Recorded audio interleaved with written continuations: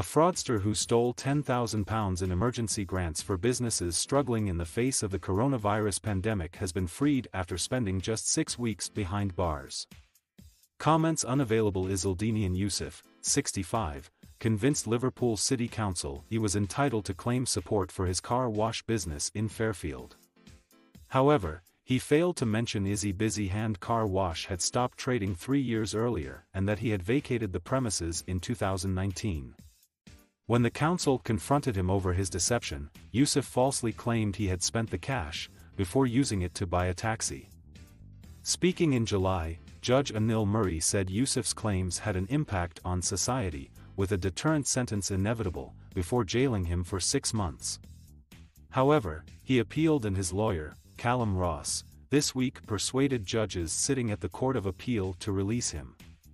Liverpool Crown Court had previously been told the government had awarded the Liverpool region just under £108 million earmarked for small businesses grants to help support them through the economic downturn. In order to qualify, businesses needed to have been trading as of March 11, 2020, as well as being in receipt of small business rate relief. Yousif emailed the council on July 30, 2020 explaining he had not yet received a grant for his car wash and was entitled to one. However, he had left the premises at the end of 2018 and by February 2019 the premises had a new tenant. On August 6, a council officer emailed Yousif to explain that if he wanted a grant, he must make a formal application. The following day, Yousif submitted a signed form and received £10,000, money which was deposited into his account on August 12. On August 25, a member of the public tipped off the council's fraud and compliance team about Yousif's duplicity. The owner of the business who was occupying the unit also began receiving letters addressed to Yousif. At the start of October, a council officer contacted Yousif by telephone, and Yousif said the money had been spent before hanging up. Police eventually tracked him down to the abandoned Newsham Park Hospital, where he was living, on January 28, at which point he tried to escape over a fence, but was arrested. He later told police he believed he was entitled to the cash because of business rates he had paid in the past.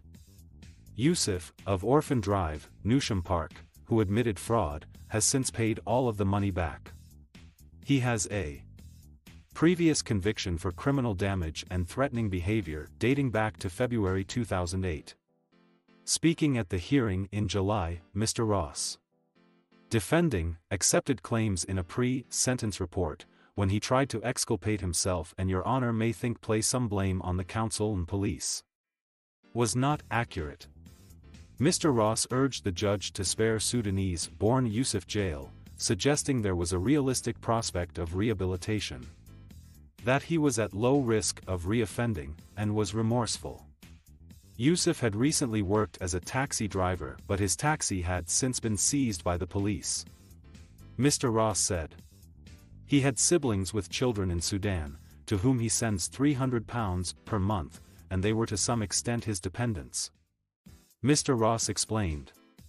Yousif, who had started a new job as a warehouse operative for the Hut Group in Warrington, was concerned about the impact being jailed would have on his family. Judge Murray told Yousif, "You knew, as we all did, that businesses in this country needed help during the COVID crisis and there was a huge demand for such money. You prevented that money from being available for some other legitimate public need. That you took money meant to help businesses during the COVID-19 pandemic means this is a case where the appropriate punishment can only be achieved by immediate custody." Yousif's appeal was reconsidered by Lord Justice Males, Mrs. Justice Chima Grubb and Mr. Justice Murray in London. Mr. Ross told the Court of Appeal that Yousif did not have any relevant previous convictions, had been employed most of his life and also pointed out the fact that the pre-sentence report spoke positively about his willingness to work with the probation service. Like Judge Murray, the 3 judges rejected any claim that Yousif was remorseful, but agreed with Mr. Ross' submissions and said given all the mitigation they had heard, Yousif should not have been sent to prison. The sentence was therefore quashed, with Yousif instead handed one of 6 months in jail, suspended for 12 months.